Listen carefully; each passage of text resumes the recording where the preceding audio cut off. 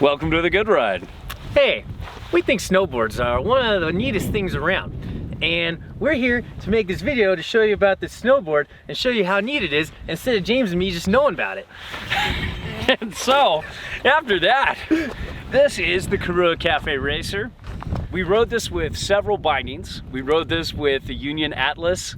We rode this with the Flux XF.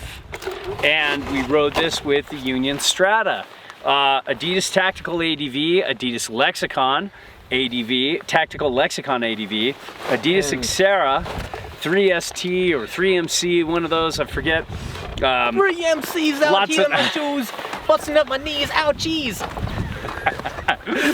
We had lots of varied conditions. I've had this in waist-deep powder. I've had this in perfect groomers. I've had this in messy groomers. I've had this in hard snow. I've had this in medium firm snow. And I've had this in firm but fair and fun snow. To summarize this really quick, this is kind of in between the dart and the pencil. Yeah. It has a lot of, it feels a lot like the old puzzle I used to truly love. A little more camber, just a little, still some early rise, and just really fun, powerful carver and turner.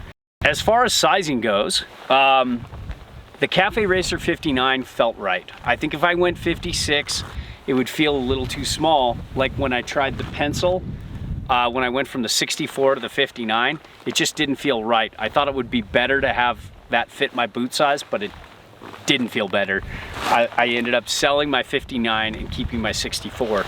And this 59 felt right, even though I think maybe a size 10 to 11 would be just the sweet spot for this.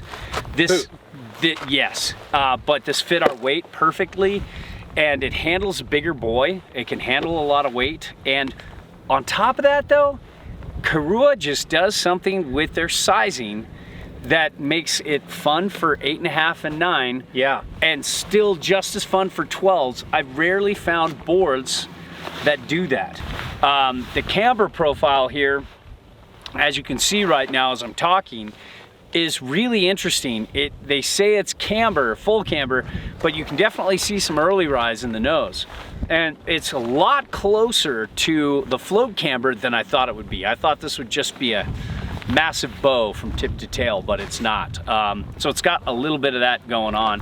Still very locked in, very advanced expert, very powerful. Powerful board. Very consistent in all conditions underfoot. You get that same personality no matter what you're doing. It doesn't change on you, and really good there. And talking about the flex, it's stiff. Yeah. Stiff.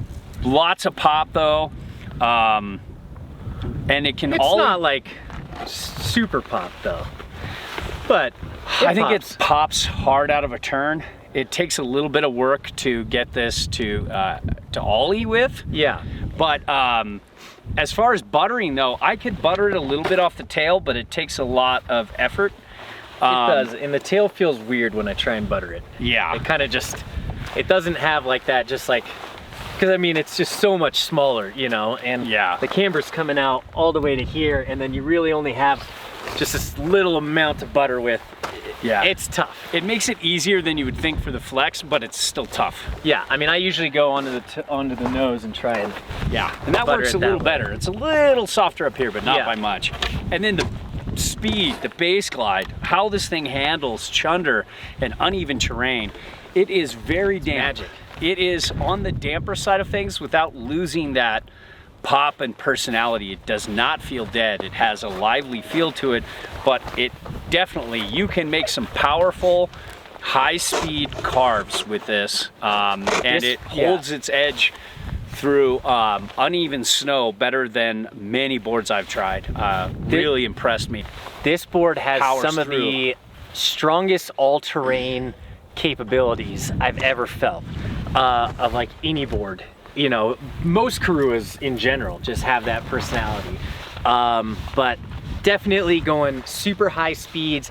You know, I was overshooting some of these because the groomers here are they're not super wide. They're a little bit narrow, and then like right over the edge of the groomer. It's just all chopped up, kind of shitty snow, chunder. And I was overshooting some of my toe turns and getting onto my heel side, overshooting that groomer, getting into that shitty stuff, and this board just handles magnificently. Edge hold grips really well. Yeah. It just, for something with no real disruption in the side cut that we can see, if there is, it's so subtle, it's unnoticeable. This grips well in hard snow. It's not an ice specialist, but definitely can handle, you know, a bit of hard snow. And turn initiation, I don't feel it's very quick. It's not quick edge to edge. While it can power over bumps, turning, just quick turns when you need them, it's a little off. It definitely gets a little slow. Yeah, a little off for our size boot. If you're a bigger boot, as your boots get bigger from 8.5 and 9 to 10, 10.5, 11, 12, kind of the cutoff there, this can turn. This definitely feels faster. You know, mid-wide to me. Like, yeah. Which it is, but yeah. But when I'm in powder, I felt like, okay, I can go through a tight tree line with this, but not on turning through bumps and messy snow and in tight spots where you have to do more to get it to go on regular snow. So that's one thing. But man, getting into turns, just you start to feel this come alive after you get past the tight turning. You start to get into wider radius turns and then really start to get into real hard carves. This thing just lights up. I mean, it's like they said, you know, we set this up real positive, 27 on the front and +9 on the back. And you can even go more, and you can take this a little narrower. We've done everything from 21 to 21 3/4. I like this better at 21. I like they say, it really lights up there. And just really, I mean, the sensation of turning is amazing. In comparison to the pencil feels a little more gunny, a little more slalomy. The dart feels a little more circle carvy, a little more across the groomer, a little more. But this is a powerful carver that can do just about everything. And if you want a really good board for turning and just about that, and then our next subject, powder, this is a great call. And Peter can't talk about this, but I got it in just some waist deep powder, and you can see in the footage, it was just unreal. I thought this would float less than the pencil and the dart, which are amazing powder floaters, but this was right there with them. That just little bit of early rise in the nose, all that setback on board, really made this an incredible, easy floating board. You could use this as your powder board, but you'd be missing out on a whole lot of good turning and carving. You can use it as a powder board, and you can use it as your hardcore groomer board, which is something that Korua is doing so well at, you know, crossing that line between like just absolute bomber carver super speed boards and then still floating so well in powder. I didn't try this one, but I've tried the other ones in powder, and grooming and groomers, and just grooming myself as well with the board, internally and externally. Exactly. Yes. And I can just say that this is something. Oh, thanks. I can use this at the next demo.